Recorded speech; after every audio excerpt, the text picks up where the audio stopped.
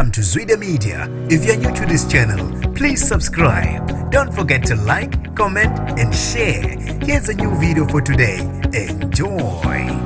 Abasale beshaqekile abantu abahlukahlukene emva kokuvela kwezinsolo ezishaqisayo ithinta ungqongqoshe wamaphoyisa ngelokufa kuka Hillary Gardee. Nginibingelele ngiphinde nginamukele kuphina kuphi landibula khona le video. Mangoqala sijoinele likhasi wamwelekele igama lami ngosibonga konke wakandwanda mothanda ungangibiza intatheli eka YouTube. Ngicela usilandele ku Instagram @zwide_media. Sekuvele insolo eshaqisayo ezethu ungqongqoshe wamaphoyisa kwazelonke umnumzane Bheki Cele uyathinta exameni ukuhlanganisa itulo lokuninda usekela mongameli we-EFF umnumzane Floyd Shivambu kwelokubulawa kuka Hillary Gardee. Kuthiwa ucela uzame ukuncenga amaphoyisa asempumalanga ukuthi aqinisekise ukuthi uShivambu uyanindeka kuleli cala. Ngomgqibelo uShivambu uthe ucele uzame ukusebenzisa igama lika Gardee ukulwa izimpi zepolitiki. Oyedwa wabasolo uPhilemon Lukhele ubhale incwadi efungele wayinika abaphenyi becala ngokuziphatha kwamaphoyisa phecelezi IPD echaza kabanzi ukuthi uhlukunyeziwe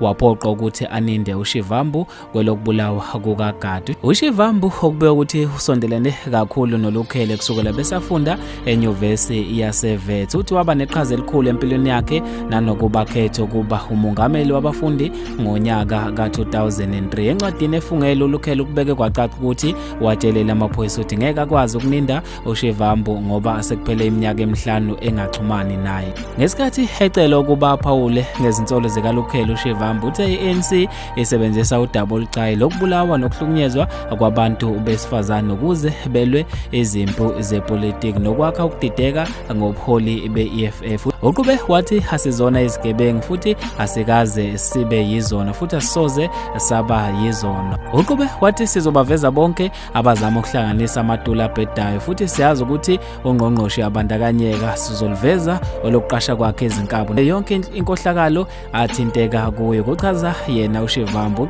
kubikwa ukuthi ucele wale waphethe ukuphendula imibuzo abethunyelelwe yona elinye lamaphephandaba ngomgqibelo. Unkosikazi Leranzo Themba okhulumela yena ungqongqoshe ucela uthe ayikho into azoyiphawula ngoludaba. Bafethu lezi indaba ezimangaze abantu abaningi ngizofisa ukwazi ukubhala kwakho khona lapha kwi-comment section ngalolu daba. Mina njengentathelwa YouTube sengiphuma kanje ngithi awungibambe evidweni elandelayo.